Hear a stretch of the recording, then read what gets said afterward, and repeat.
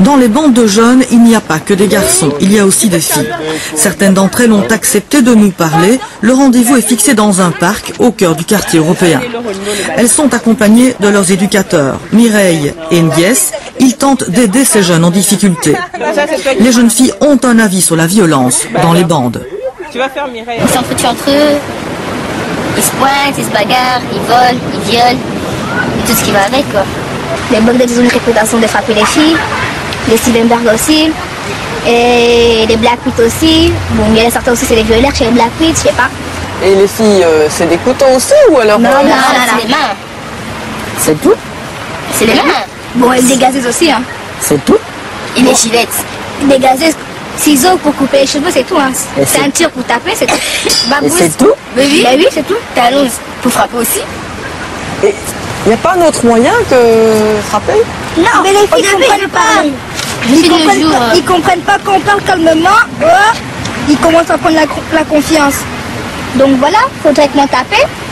Si elle réagit, on se bat, c'est tout.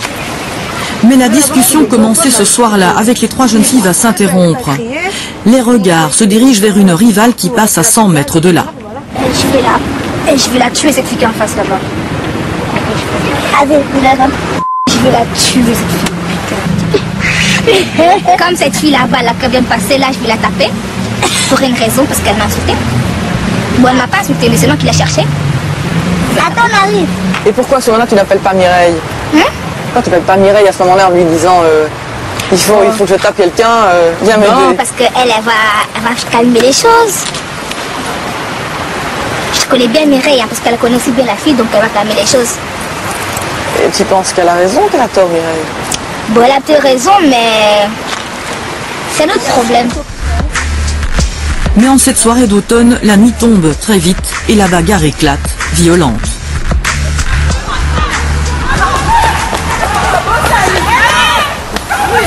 C'est qui? C'est qui ça? Mbote Labino Balandi à micro et à Pasteur Bobo partout vous allez à travers le monde. Nous vous disons bonjour ou bonsoir, ça dépend de l'heure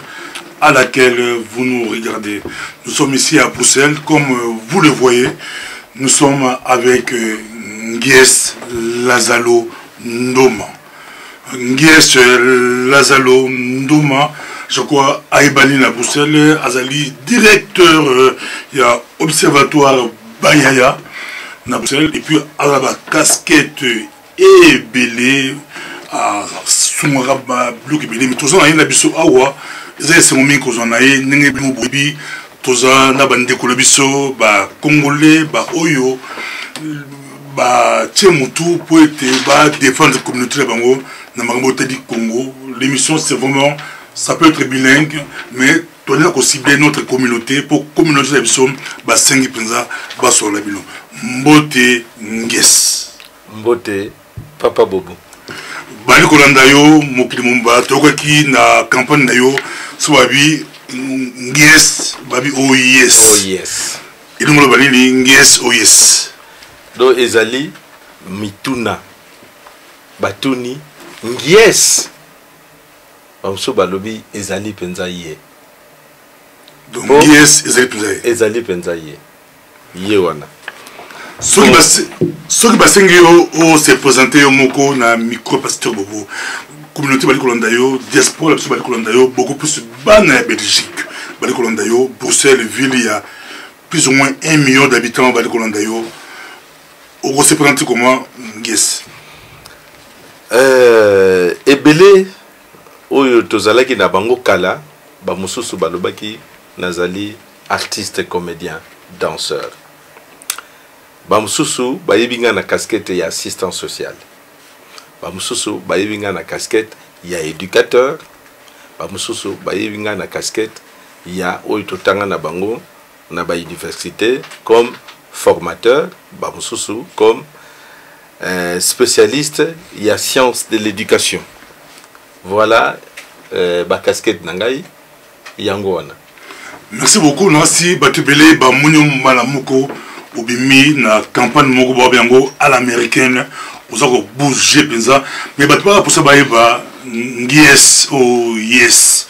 auti wapi parcours na ezalini abimeli wapi mbalamoko un peu double fête la campagne 2014 au bouleversé ba donner yo auti wapi parcours na yo ezalini parcours nanga ezali ya belgicain parce que nakala na mikolo oyo elekaka kala na bambula oyo elekaka kala biso ba africain oyo tobandaki koya kotanga awa tobandaki kobengama ba belgicain. Donc parcours nanga ezali ya belgicain na tambol nango ti lelo yo parcours nanga ebandeli wapi toyaki kotanga ba boti batindaki biso toya kotanga ngai nakomaki awa na ane oyo babengi 79 na tango wana tango toye ezali bane 79 80 eyaki bane moko ya pasi mingi po ezali bambula wana ba bourse ezali lisusu régulière te etango susu kutu ba bourse lisusu d'études eza te mais aussi mboka na biso na monnaie locale na biso ezalaki Zaïre et kamataki ba dévaluation ebele do baboti na biso pe baki na pasi ya kotindela biso mbongo mais soki okei na kati ya oyo babengi contexte ya époque wana ezali ekeseni mingi na lelo yo parce que tango wana internet ezali te GSM ezali te bokoki kosala tango mosusu bambula mibale misatu oyoka pe baboti na yo na telefone te omona bango pe na photo te parce que pe poste ezalaki kamwa mikakatano ba poste ya kuna mais na tango wana oyo ezalaki tango ya pasi ezalaki ba tozalaki na ba préoccupation kaka mibale osala makasi otanga mais pona bourse ezali te to ezali oyo babengi manœuvre ou bien po baboti baza kotinda lisusu mbongo te okende kosala kamwa oyo tobengi libanga mais na contexte wana oyo ezali ke tozali coupé ya mboka na biso ezalaki pasi mingi yango wana bamususu bakomaki kobenga biso tango mususu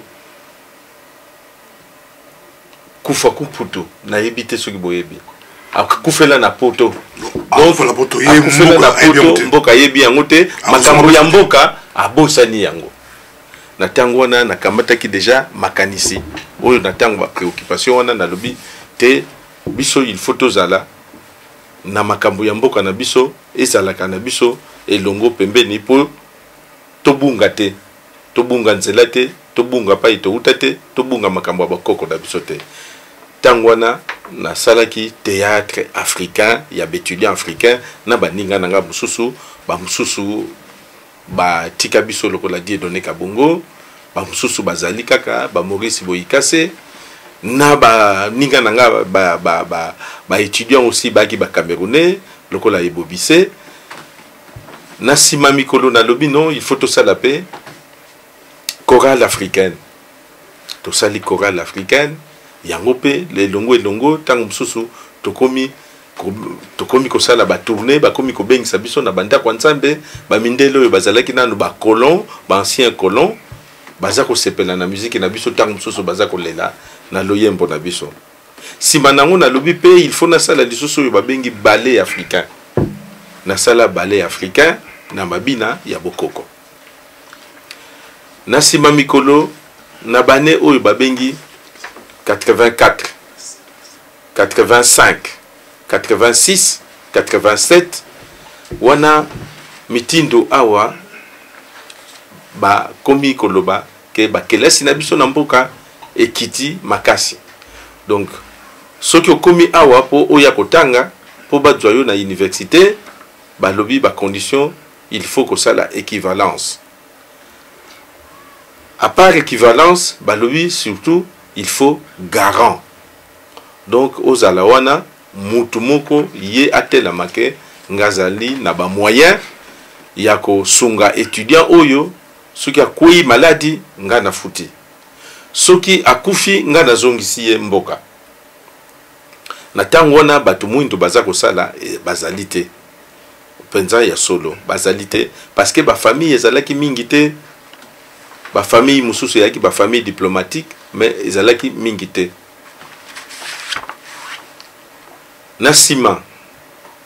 na lobi no to kamata makanisi na baninga mususu lokola ba Eugène Simba oyo babandaki benga maître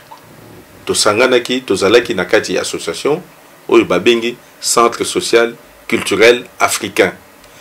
to salaki nini ezalaki koluka assurance na ba compagnie ya ba assurance ba congolais ba mingi te ba congolais baza mingi te ba compagnie ya ba assurance po biso to banda ko zwa ba membre to pesaka garant ba ya la assurer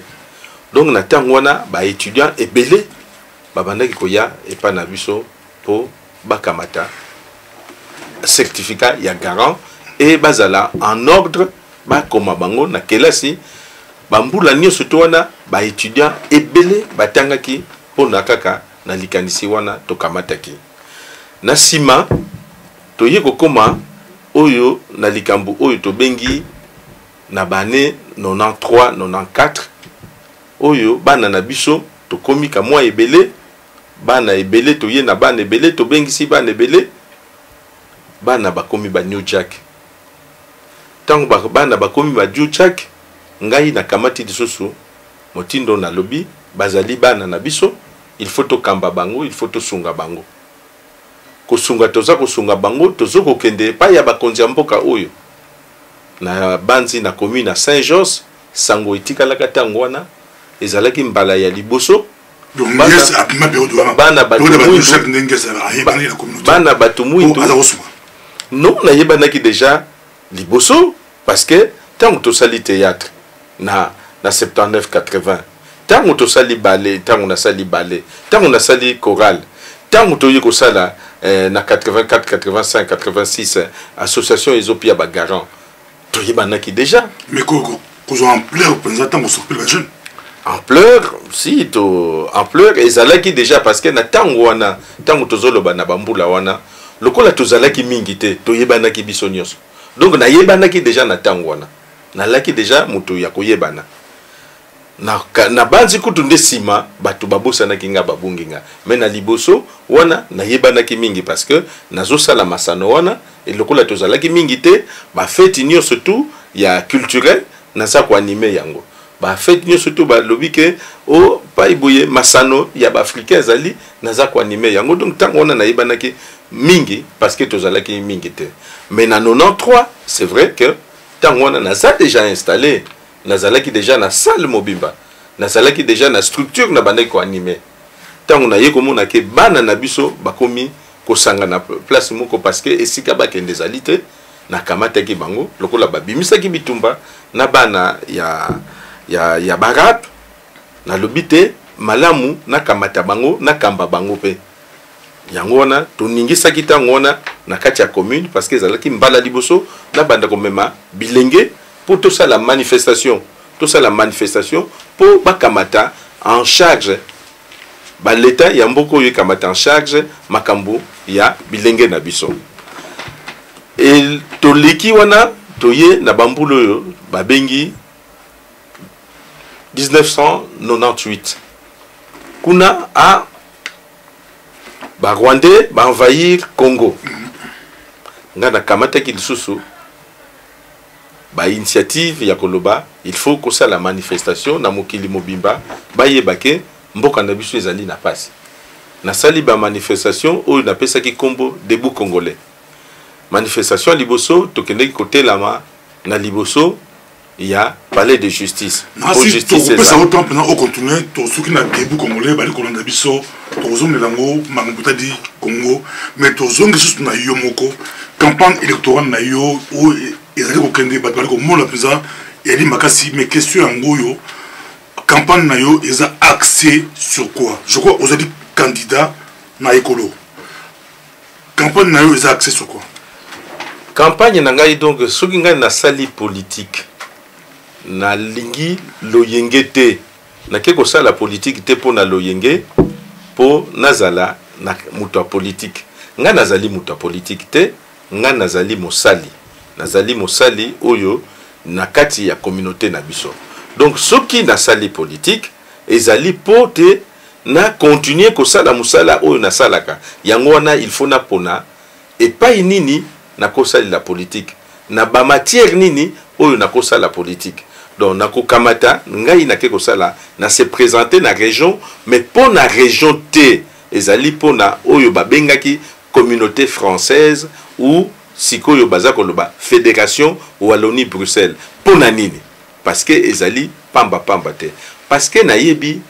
makambu nyo surtout oyo eza kosala biso passe directement ya biso bato et ba matière wana ba compétence wana ezali na fédération Wallonie-Bruxelles. Yango wana soki bomoni moto alobi ka se présenter butu na ye ozokende kuna ozokende kosala nini odui élection nini ba compétence nini pona nini ezala teke aye la bino ba compétence oyo ezali général oyo ba parti politique eza kolobaka non butu na ye spécialement eloko nini l'anglais yo campagne na yo eza accès sur quoi vision na yo ya politique eza accès sur quoi campagne nanga ezali accès selon makambu oyo namonaka na terrain oyo esalaka pasi epa ya bilenge na biso na pa ya famille na biso et na kati ya communauté na biso liboso ezali makambo etali bilenge makambo etali bilenge ezali makambo moko ya minene pona bandi nango na kanisa na yebisi bino déjà makambo New Jack et puis sima tokoya kozongela makambo oyo babengi ba bande urbaine. Il faut absolument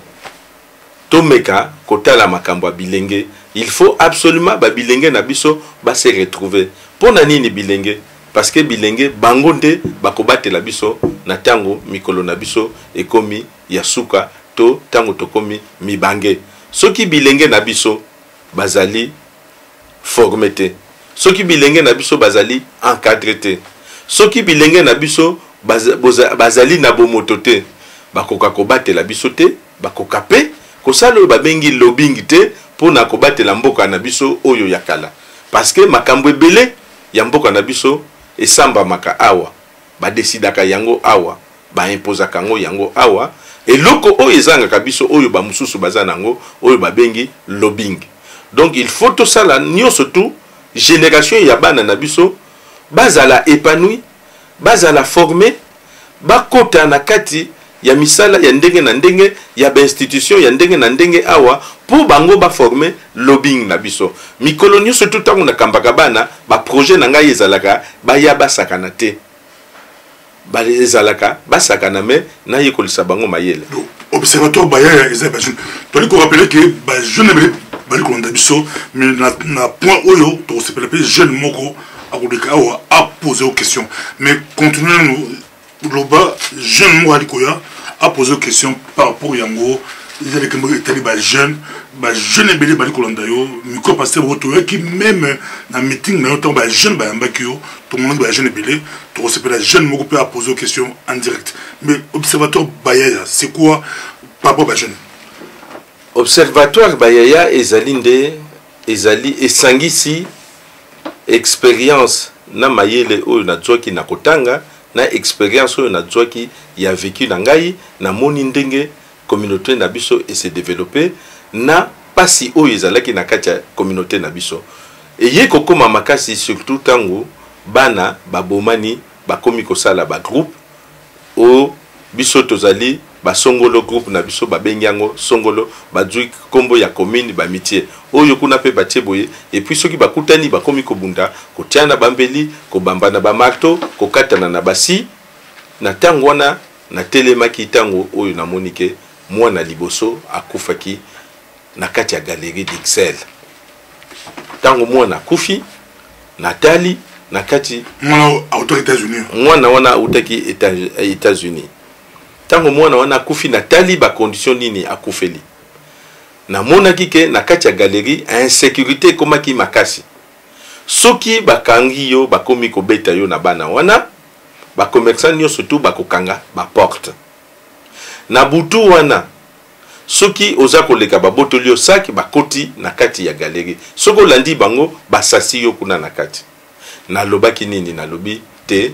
makambo oyo biso toyebaki matonge poto ya kokutanaka poto sakanaka po tosepelaka bongo ndenge nini bana na biso bakomisi yango quartier moko ya oyo babengi na lopoto ya non droit police oyo tobengaka mbila po aya na quartier wana il faut descente parce que mibale bakoya te parce que bako lyncher bango. À l'époque je crois autorisé que police a place na la galerie ya Matonge police a taki biro tango wana ngai na lobi na baninga na baboti na lobi makambo ya bana na biso moko to mema ba solution soki bakonzi bako aider biso ba aider biso metozela te ke bakonzi baya ba luka ba solution pa na bana na biso moko to luka ba solution yango wana na sala ki bayaya etango ba mindele baye balobi tolingi to solola na yo po to moni yo oza kozwa ba initiative na lobi na bango initiative na ngai ya liboso na moni na kati ya galerie totia ba porte wana elingi koloba galerie ekoki lisusu kozala puelele te ke tango nyonso tu oyo balingi baya bakota même tango ba magasin ekangami na ba porte batia la galerie d'Ixelles na Matonge ezali yes oh yes et na makanisi na ngai na mayele na ngai na insistance na ngai na pai ya bakonzi ya koyebisa bango ke ezalaki ba condition oyo na pesaki bango poto sala malamu lokola bayaki lukanga poto sala esili wana te ba porte wana na lobaki na bango ba mema police na kati tango mususu bamuna ki kutuke nazali ko exagérer balobi ba police balingaka biso te soki baye ko totie antenne ya police kuna bakotumba yango bana wana na lobi na bango te ngana ko solola na bana wana na ko organiser ba projet na bana na police na ko organiser ba débat ya bana na police yango pe esalamaki ba porte ekotaki police ekotaki ba kosangana ba projet ya bana na police na bourgmestre esalamaki mingi sima kimia ekotaki mais na tango wana lisusu galerie ezalaki lisusu na likambo mususu galerie ezali ya l'état te galerie ezali privé et na privé yango galerie ezali ba propriétaire ba mingi te ba magasin za ebele mais ba propriétaire bazalaki mingi te bazalaki na kansa na nombre 6 na nombre 6 wana galerie ebebaki bafuti penza bazalaki ya solo te po banda kofuta ba magasin donc na kati ya galerie syndic ezalaki soute alors biloko nyonso to yebebaki ezalaki toiture e bandaki koluka ekoya ekomaki na danger public oyo ba rapport oyo ba pompier basalaki po bakanga galerie soki bakoki kobongisa yango te mais ba propriétaire balaki na mbongo ya kokoka ya kobongisa galerie te na tango wana ngai na lobi lisusu na bakonzi ya commune na lobi na bango malamu bino commune bobongisa galerie balobi non galerie ezali privé nga lobi justement bo louer oyo babengi ba aller na aller ya toiture po soki bo louer yango soki bo dui le contrat lokola bail commercial bozali na droit ya kobongisa yango. Merci beaucoup bali kolanda biso nasi ngies batebeli ba découvrir les loquets amona rapport na galerie bamona moi ba travaux na galerie oza mutu di boso congolais di boso o télé mapenza a beta la secte pour bombaka mona moko ya congolais un jeune homme auto aux États-Unis ayaka azakana GSM na ya kitoko ba bomai pour la GSM ona et salamo boulou et sala pito pale na diaspora congolaise surtout à la Bruxelles tout benga jeune tout la jeune mo di awa a reposer aux questions en direct bali kolanda jeune mo di awa jeune abiso au son awa bali kolanda mo kilomba tu as des questions à poser à Ngues donc le jeune peut passer donc jeune à Alikoleka bali comme on a un jeune congolais un jeune belge jeune abiso à lui poser question awa nous allons. D'accord. Bon alors bonjour tonton Guess, tonton de tous les jeunes. Donc je me présente, je m'appelle Harley, tu me connais sûrement. Et j'ai 2 questions et demie on va dire à te poser. pour avoir une plus claire idée de ta campagne, quoi. Oui. Donc t'es prêt? La première sera donc pourquoi défends-tu la cause des jeunes? J'aimerais bien savoir. Pourquoi je défends la cause des jeunes?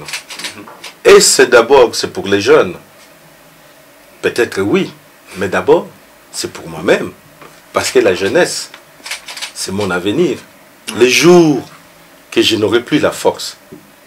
qui va m'aider? Ah ben, c'est la jeunesse. Donc, j'ai tout intérêt. C'est un intérêt aussi pour tout un chacun qui ne sait pas que demain, il n'aura plus cette force qu'il a. Que demain, il aura besoin qu'il soit tenu par la main. Que demain, il a besoin que la pension soit payée. Donc, ceci, ça nous concerne, nous tous. Et quand je parle de jeunes, mais je me dis que je parle de nous. Je parle de tous les parents. Imaginez-vous ce qui se passe dans le chef de la jeunesse. Les parents sont toujours préoccupés. Préoccupés de savoir que deviendront mes enfants. Quel est l'avenir de mes enfants? Et là, vient tout le sens même du parti que je choisis. Pourquoi je dois me présenter dans ces partis? C'est voir l'avenir, au fait. C'est porter des solutions pour l'avenir. Donc j'ai choisi la jeunesse parce que c'est pas parce que nécessairement que je les aime bien, mais peut-être oui que j'aime bien les jeunes, mais surtout c'est pour prévenir mes vieux jours. L'avenir. Pour l'avenir. Pour l'avenir. D'accord. Donc si vous voulez, on ne peut mesurer la qualité de la vieillesse que par le niveau d'épanouissement de la jeunesse. Une jeunesse bien encadrée, une jeunesse bien formée, une jeunesse bien épanouie, c'est le monde qui est un paradis. Ouais, c'est ça qu'on pensera aussi, nous, quand on sera vieux, quoi. Donc la suivante, c'est comment comptes-tu intensifier les échanges entre les jeunes résidents en Belgique et ceux vivant en Afrique? Et dans quel but, surtout? Bon, c'est-à-dire qu'il faut répartir dans les programmes de nos institutions. Moi, je ne suis pas ceux qui réinventent la roue. Il y a certainement nos institutions qui s'occupent de la jeunesse, que je connais bien, mais qui, par contre,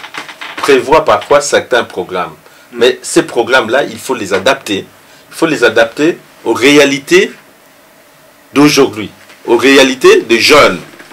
Ces programmes doivent bien être utiles. Utiles à quoi? À que les jeunes, peut-être, à les inciter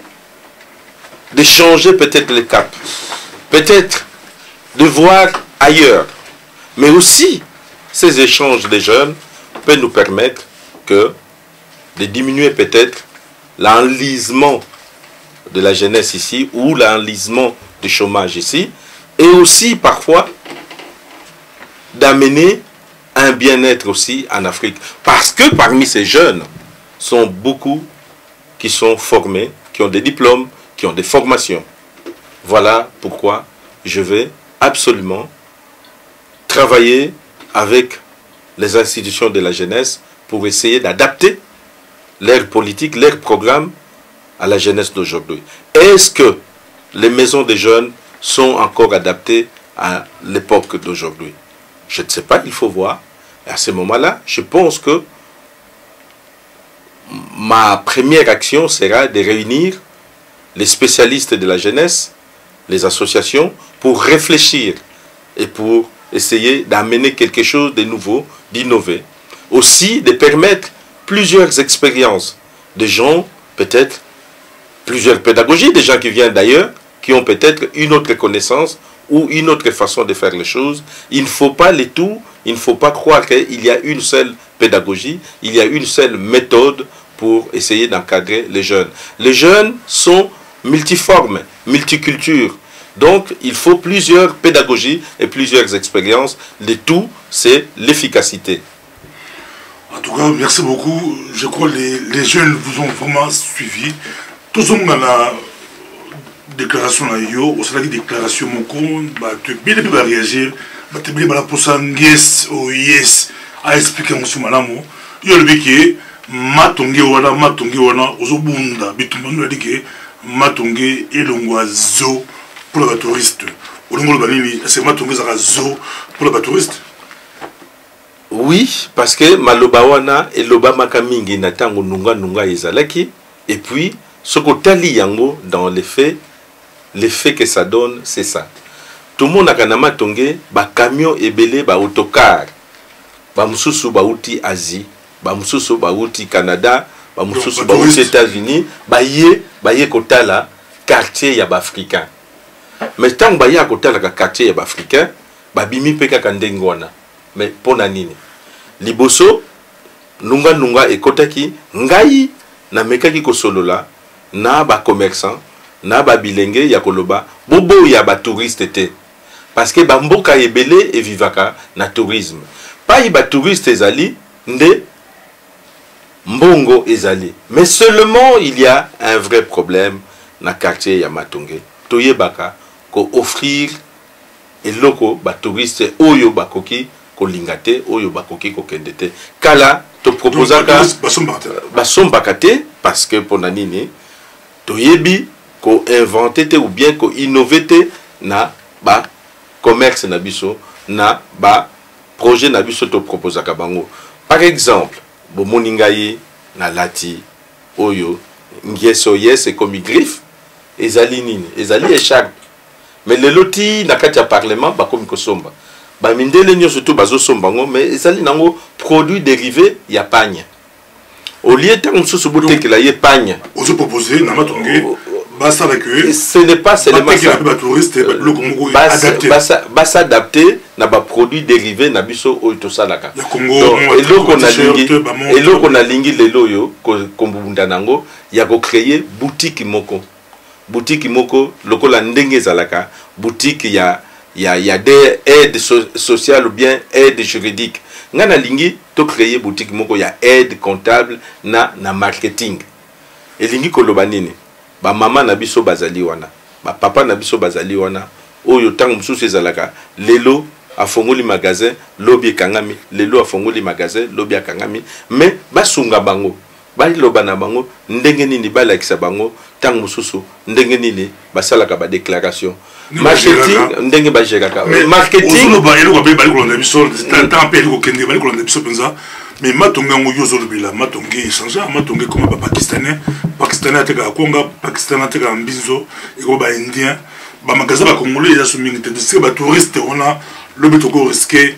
ba touriste on a pakistanais asa la bango ngeso yes asa la bango loko ozo ba nini na phénomène on a ba magasin nyonso na Bruxelles awa ba magasin oteka ya bleu la biso ba congolais et qui na beaucoup ba indien ba pakistanais papa bango baye koya toyebaki Matonge ezalaki quartier ya ba mindele ya commerce ya ba mindele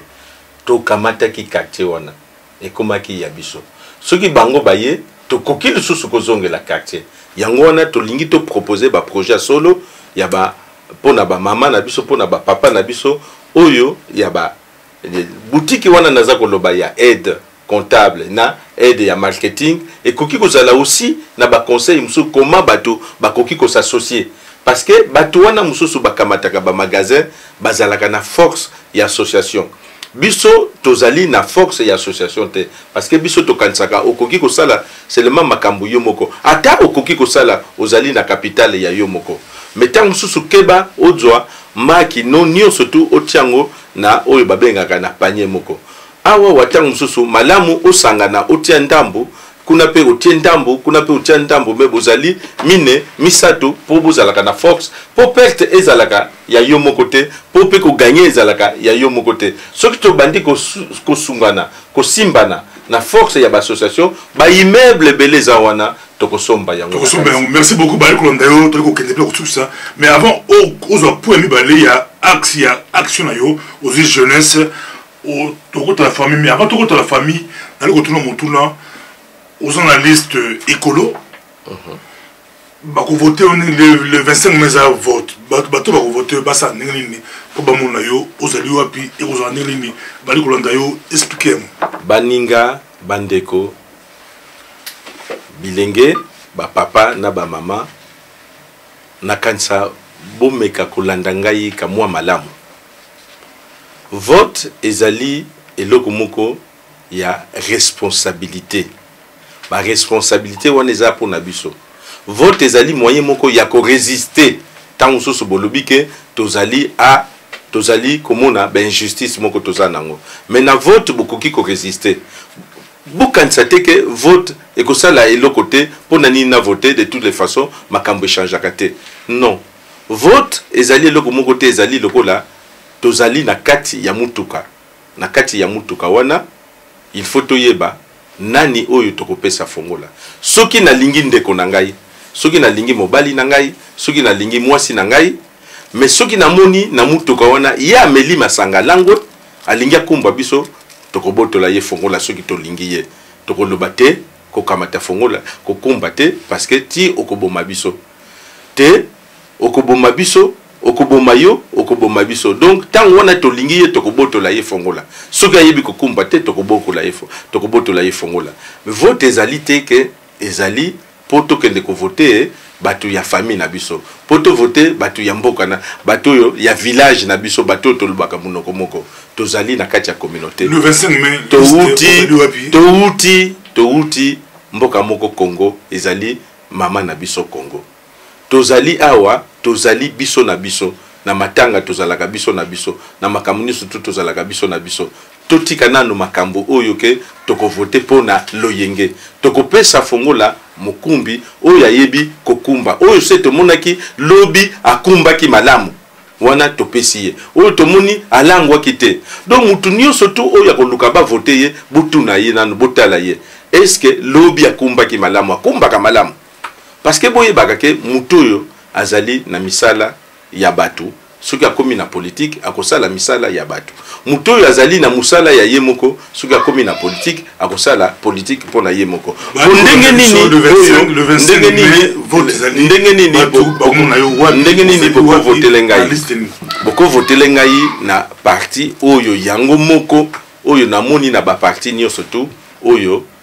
ezali na ba concept ya kalate, c'est-à-dire que écolonisateur et ça la décolonisation te et kamata et ça la kamubulu na bamboko na bisote poto za ndenge wana parti oyo ezali eyaka na ba solution oyo s'adaptaka na makambo lelo oyo soki ba moni ke mukili eza kobeba balobi toluka ba énergie ya solo ke ba énergie oyo eza kobebisa mukili eza parti wana ezali kaka parti ya jardin te ya nzete te ezali parti ezotala makambo ebele makambo économique makambo évolution makambo eza ko adapter mokili na biso po ezala tilobi parce que mokili na biso oyo tomonaka ezali ya biso te toyaki kokuta yango il faut totika yango pe na ba oyo bakoya mais soki tobandi ko bebisa yango ba oyo bakoya bakosala nini est-ce que mokili yango ezali ya biso te yango wana na ponaki parti ekolo liste 9 na liste 9 wana bokomona esika nazali ezali visible babenga kango esika moko stratégique et yali na 69 ezali na suka ya sima tolandani wana na oyo babengaka ba grosse pointure donc na 68 ezali Isabelle Durand et oyo balandinga ezali ministre oyo babengi Evelyne Eitebrook ministre ya jeunesse donc ezali place moko ya visible bosala erreur te batu bako sabino teke aza musika bakokamata bavwa na ye te bakokamata bavwa na ngai te pona nini po ngai na ekolo nazali candidat d'ouverture nali candidat indépendant nazali teke nazali vraiment membre ya ekolo comme tel pona nini parce que bavwa na nga soki koki ata ndenge nini bakoki kozwa yango te ezala utiliser comme attrape voix mais bavwa na ngai ezali nako leka wana na leki pona sala musala oyo ezali oyo ebengami lingai musala ya kokamba bilenge musala ya kobongisa ba famille musala oyo ya kotala avenir ya communauté na biso. Merci beaucoup balandula bokeli penza na tam que totuke nango pesa biso vision toki vision par rapport aux jeunes ou lobby qui to penza ba jeune pas poser aux questions par rapport à la jeunesse na biso oyo atabatangi l'école moko na bana mindele mais so ba classe bana mindele ba rose misala facilement bana na biso bali ko se retrouver mbala mingi na balabala et ko sala passi mais na axe ya notre monde au famille au jeunesse au famille et pour communauté au lingi au bani par famille au ko sala ni pour la famille le ba famille mingi ezamo passi yo ezani papa ba famille. C'est-à-dire que ngai tant on a salaka so ma pour mon concret la logement ba famille le bali ko là ba logement accès na logement ezamo passi na ba famille mais yo vision na yo papa ba famille zani bali ko londa makambo logement na kanisa ba parti politique nyo surtout baza ko lobela yango nazali na point de vue mais na lingi ko bunga nango te parce que ezali ba programme moko ya minene o etangami na bakati ya ba programme politique parce que ezali ngai na ye nazali musali ya communauté na ye na ba point moko oyo na ba matière oyo na yebike na kosala et ko changer au moins destin ya communauté na biso mais na kozongisela yo e yano soki au lobby pour na logement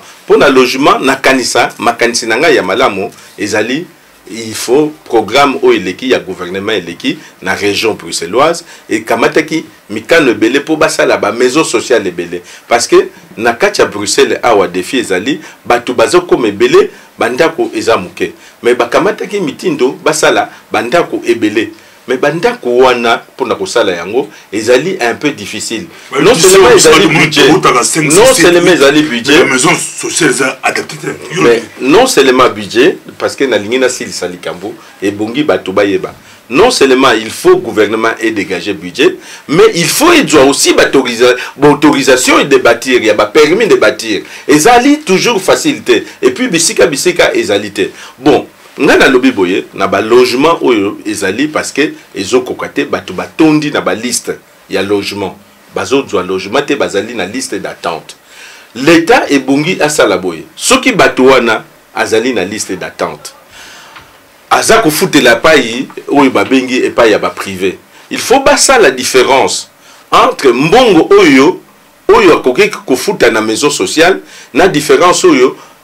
aza ko futa na privé ba pesa ye allocation loyer voilà solution oyo ngai na lobaki na kati ya parti na biso mais bato bazali oyo bazosala musala ngo na parti na biso bobo sana teke ministre ya parti wana ya écolo azalaki pe ministre à logement et peut-être à cause la lisusu ministre à logement ba famille biso ba famille ba baza 8 9 10 7 mais ba ndako mu batonga yango ba ndako ya 3 chambres 2 chambres moi 4 chambres. Pour le balini ngès to voter yo ngès auquel le parlement notre communauté bali collé là beaucoup plus c'est la communauté la biso les ba marocains et les autres les ba familles nombreuses au sol balini c'est bandako social ils a adapté bali kota la yo ba maman c'est bali kota la yo ba ko voter le 25 ceux qui va voter yo le 25 au kolo balini ou mamotali logement il y a une table au la proposition est-ce que bandako là est adapté bandako ezali adapté mais la solution de réchange ezali c'est-à-dire que ba mususu ba koki kozala na ba oy ba bengi ba maison unifamiliale donc et bongi et tant baza godzwa mitindo ya kosala bandako ba maison sociale basala aussi bakanisa aussi ba maison unifamiliale oyo ekoki kokamata ba famille bazali na bana ebele voilà ba solution na ngai yangwana olie basala ka tango nyo surtout bandako ya chambre moko bandako ya 2 chambres ou bien ya 3 chambres pour que la communauté côté communauté la biso zamoko ba point yo au simbi communauté mais na ko poser plus question bala moko avant Oloba, vous avez la vision de la communauté. Question en gros, la communauté de la vision. Notre génération, la communauté de la poto, mais la Belgique, les gens qui ont basé belé, la communauté mais ça, réalité, le chômage, le boulot, la cotisation qui était, et vous avez passé. Mais question il faut se poser, soutenir notre communauté, le subside, le projet, l'association. Yo, au bénéficiaire, l'observatoire. Bayaya. Quelle vision Rosalango? Quelles sont les propositions Rosalango qui ça peut aussi remédier Mikole Belé, Baba Chomer, Babali Kosalarien, aussi Bayas Belezalaki, ceux qui peuvent faire pour Bambongo Zalango, mais notre communauté, on dirait, to bénéficiaire d'un côté au rôle bani na côté wana c'est-à-dire qu'il faut que kabula mituna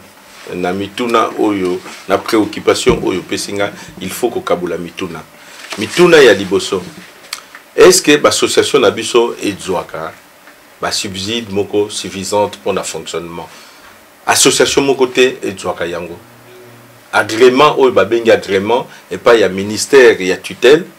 ezalité na ba association na biso pona nini wana na koyebisa yo ezali likambo ya discrimination yango wana na programme nanga naza ko proposer na lobake ba bimisa ba critères ni surtout d'agrément ezala pour la association ni surtout na lobi association ni surtout oyo esali mbula mitano na terrain oyo elakisi ba résultat nango parce que ça dépend ya association et ça dépend d'association ndenge pe ba kopesi la yango ba moyen ba association mususu ezali na posa ya fonctionnement ya mikolonio surtout te wana pe il faut batala yango ba association mususu ezali penza ko sala au quotidien musala ya utilité publique ya proximité na ba association wana il faut edwa agrément nango na lingi ba pesa bango ba accompagnateur parce que ba raison ebimaka mingi ba lobi non ba association wana et ça la ba rapport malamu te ba association wana boye mais non tozali na tango moko ke société na biso ezali na pasi bato bazali na pasi critère ya liboso ya évaluation et sengini ezala résultat ya mibale nde ba procédure koya il faut ba procédure il faut ezala bayebake est-ce que bazo respecter ba procédure malamu yana ba procédure mais ba procédure ekoki koleka ba résultat te soki ba monike association wana eza kozwa ba résultat malamu ba accompagner yango pour ekokisama ba procédure parce que est fonctionner voilà ba association mususu o ezali utile mais ezalité ba association il faut ça la musala au quotidien tout luka ba pesa yango atali ata maison moko oyo babengi maison des associations c'est-à-dire que ezala na secrétariat moko boye secrétariat wana e fonctionnaka et réceptionnaka soit ba courrier ba message ba tubayaka ba tuaka ba message na bango et disposer peut-être na salle moko to mibale oyo esalaka batu soki association wana et lobi ke lelo ngai na kosala réunion ba programmer association wana ba kosala réunion mukolo mususu association mususu donc maison des associations il faut ezala bon na tango oyo etangami ke est-ce que ba edaka biso est-ce que biso tosalaka nini likambo wana na solola yango na baninga ebele oyo bazali na ba communauté mususu exemple ba arabe exemple ba juif tango wana nga na lobi ke ba mindele balingi bino ba belge balingi nde biso te parce que bino ba pesaka bino biloko nyonso tout biso to kamatake loko te est-ce que ezali problème ya couleur a poso est-ce que ezali racisme non baninga baloba na ngai boye balobi te biso bapiaka biso eloko te mais to bundaka pona biso pona communauté na biso mais bino bozali na bato babundelaka bino te et wumela mikolo mingi te babenganga na parlement na baninga wana parce que il faut na lobango parce que soki omoni ndoki belela babino ko kanga yo mungongo na kati ya parlement nazalanga moko te tozala ebele butu na pe ba parlementaire mususu bazalaki wana nasi le 25 penza ba voter pour que sur na parlement penza aux parlement pour bundana bundaka totiki ki makambo na balobaka te kuna totiki le 2-3 minutes au clôturer au kuna bande kona biso oyoyo bayaka kosenga kabiso bakamba biso baloba bazali ba syndicaliste ya congolais te ni ya ba association africaine te nazalanga moko te batu oyo tosengaka bakumba biso yango wana soki bomoni moto azoya po akumba yo tala kotala ye na maloba te ndoki aka na maloba sukali escroc azana maloba ya sukali metala ye makambo salaka tala makambo so asala ngai na yebisi bino nazali mwana na bino nazali ndeko na bino nazali noko na bino nazali grand frère na bino bomona makambo nyonso surtout na salaka na mokilio na kati ya communauté kaka pembeni ya communauté lelo soki bo tovandi ezaka mwana esengo ya muke toyoka ke lelo toke kolela matanga ya mwana moko batie mbeli te to na mbula moko bana mibale bakufi pona mbeli te parce que banda na bandela makambo wana na kanisa tokomaki ata na 50 décès mais na bundani nango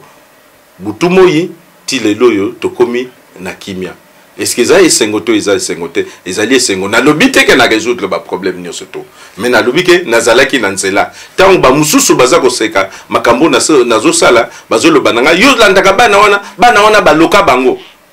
mais tango wana nga na yebaki ke il faut na sunga bana tango na kamati na lobi ke na bongisa esika nazalaka na sala na idaka bana na kelasi bana soki baye oyo bazotanga malamu te baza ko échouer na classe na kamati bango na pesi bango ba professeur na moni mwana ta musuzu na balabala aza ko sala mobulu mingi soki na pesi etoli na lobi yaka na kosunga yo na kozongiso kelasi ba mususu lelo yo si bakomi ba médecin bolingi bo bakomi ba médecin bakomi ba ingénieur ba mususu pe bakomi ba maçon ezali esengo donc na bundaka nazali pembeni na bino nazali pona kobunda pona communauté bopesa ngai makasi na parchever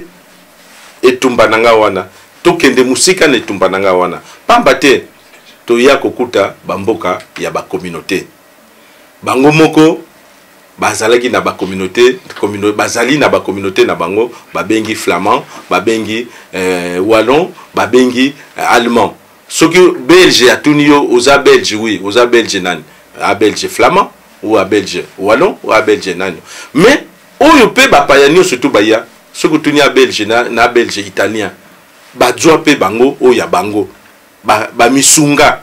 bamususu pe awawa oyo tobengi bandeko na biso ya barabe tolandani na bango baza komisunga parce que bazali na bato babundelaka bango oyo basalaka po na bango bongo biso tozali wapi lobi tokoyoka ba latino bango pe badzu esika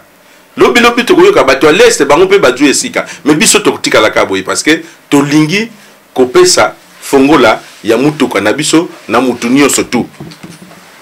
Merci beaucoup tokomi na suko na se bolandi ngies oyes ye aliko bunda alobite et comme tango pe tozana la communauté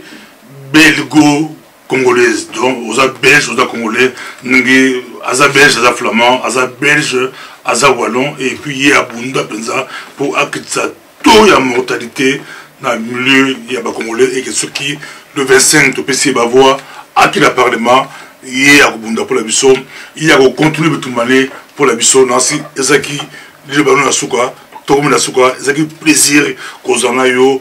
na biso. Merci beaucoup. Merci.